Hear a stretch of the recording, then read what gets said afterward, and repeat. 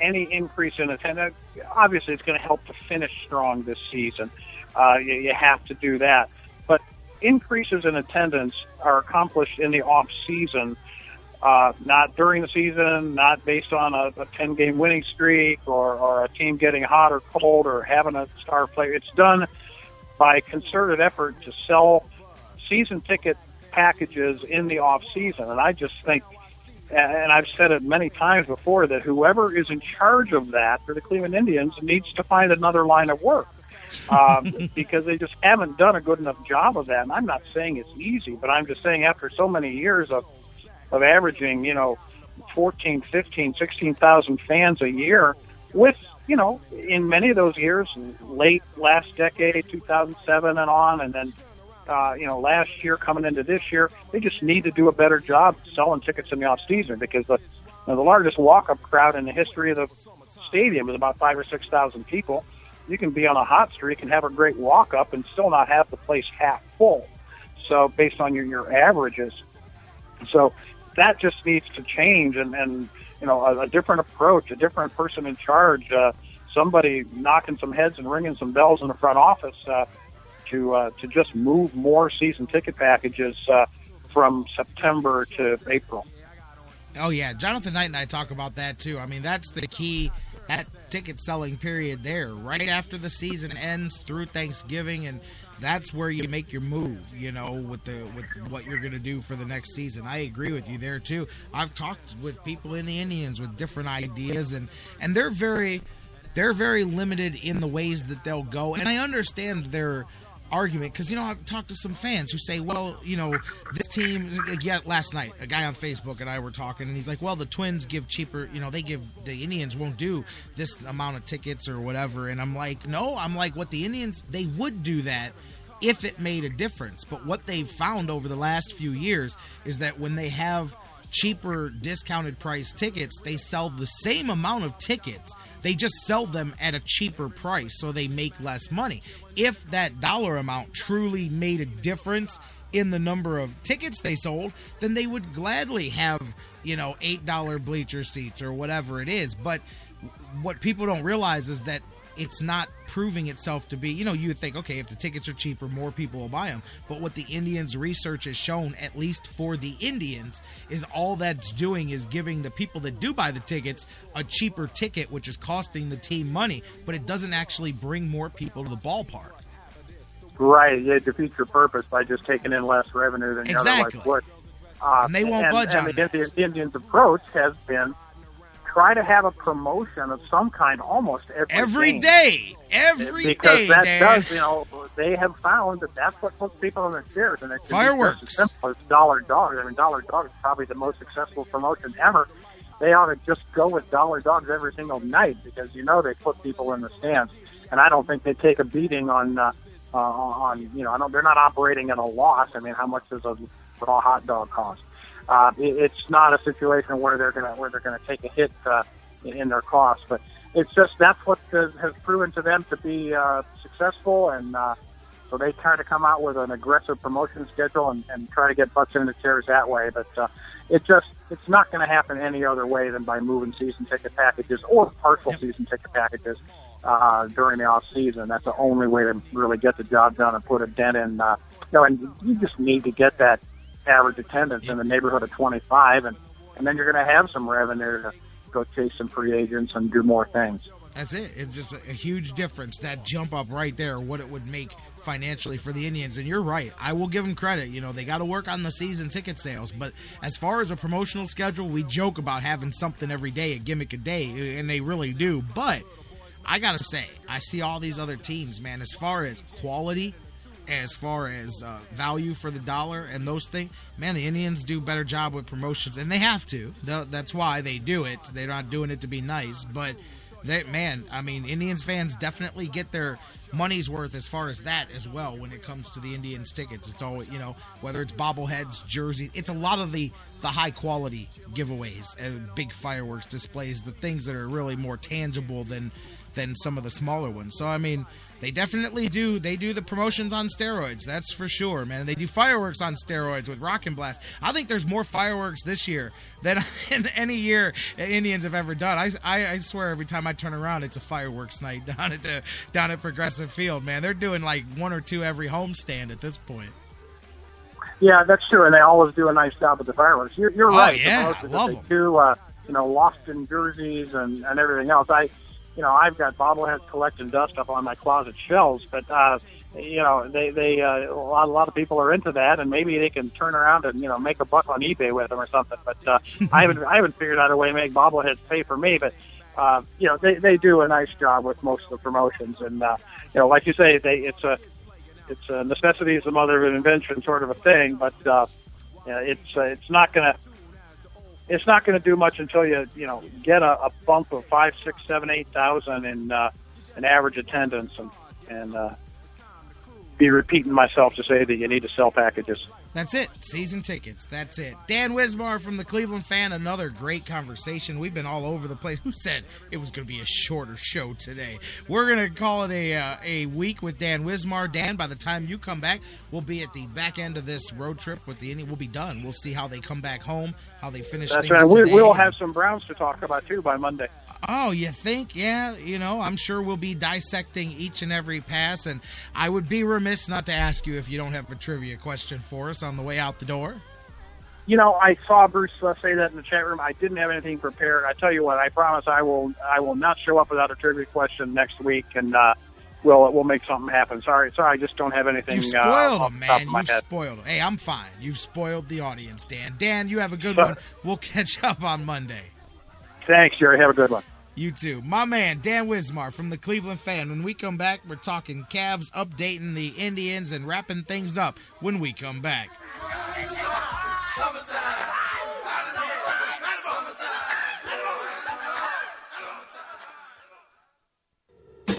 The Sports Fix, your choice for intelligent talk. That was wonderful. Bravo! I loved that. Oh, it was great. Intelligent talk. Well, it was pretty good. Well, it wasn't bad. Well, there were parts of it that weren't very good, though. It could have been a lot better. I didn't really like it. These guys must be on the wrong station. It was pretty terrible. It was bad. It was awful. It was terrible. Get him away! Hey, boo! Boo! The Sports Fix. Before we go to the break, guys, I want to talk to you just a second about our friends at GV Art and Design. Baseball's here once again. Cleveland, of course, excited, and GV Artwork teaming up with the Indians, and they're both going to knock it out of the park this season. And listen to some of the new designs they've got for Cleveland baseball fans everywhere. They've dug out an old classic, and they're bringing the heat with the new Wild Thing, Give 'em the Heater Ricky design. GV Artwork is teaming up with Cleveland fan favorite Michael Brantley and created a custom Dr. Smooth t-shirt. Plus, don't forget, they've got the Cleveland That I Glove collection, new tribal and Cleveland That I Love designs for women, and so much more. You can get GV Artwork designs on the website, gvartwork.com. And don't forget to use the sales code FIX10, that's FIX10, and you'll save 10% on your purchase. Or you can check out their new store in Lakewood on Detroit Avenue. Check them out in the Indians team shops and so much more. Cleveland That we all love, GV Art and Design. It's not just a shirt, it's a statement. It's the Sports Fix. We'll be right back. No football? No problem at Harry Buffalo North Olmsted. The excitement never stops. Every day of the week brings a different set of food and amazing drink specials. And now,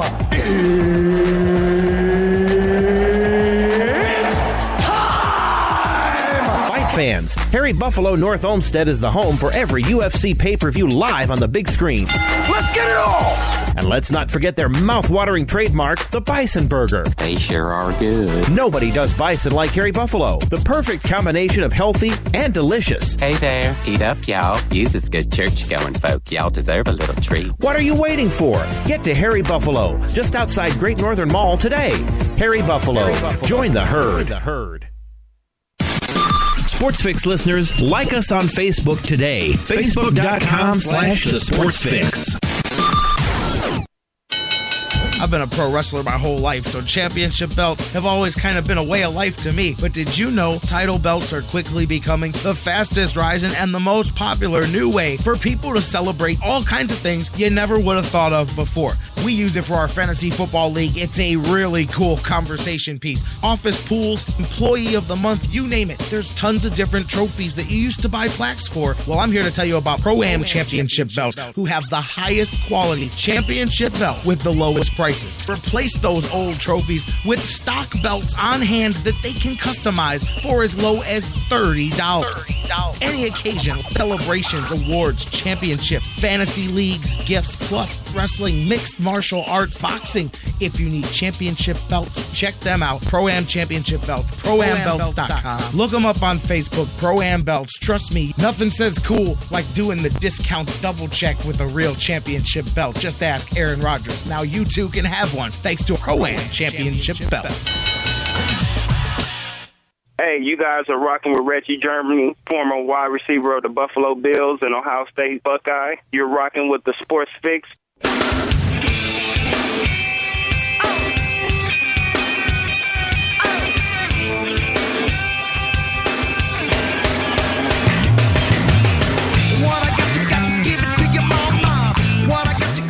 Welcome back to Sports Fix, live on the Sports Fix Radio Network, the extremely large edition of the Sports Fix today. So much for a short show, and so much for that 5-game errorless streak. Bruce Wood, I blame you in the Mixler chat room. You put the Maloik on the Indians.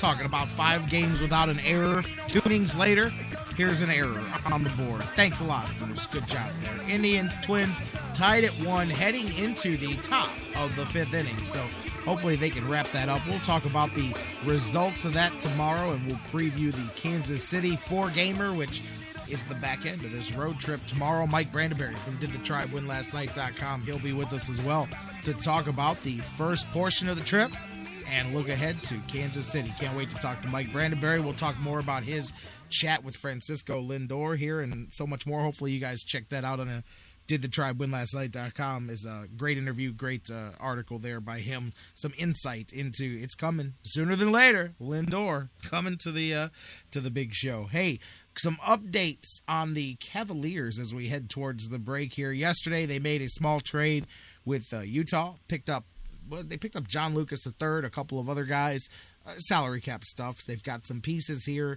They're all over the place with the trade talks. We've heard about Kevin Love. I'll go back to what I said at the beginning of the show, by the way.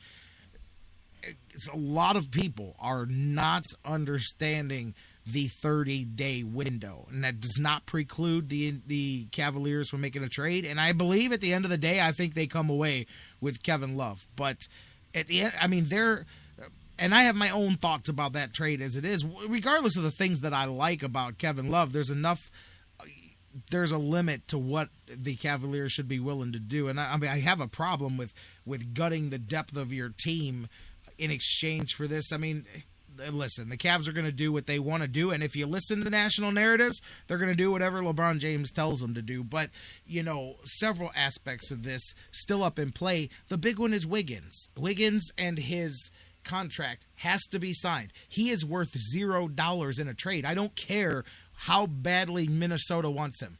Right now, he's worth $0 in a trade. In the NBA, you have to match your salaries within 80% of a trade, which basically means Cleveland has to send out 80% of what they bring in this trade. Now, they picked up $3.3 million in contracts yesterday that they can add to that.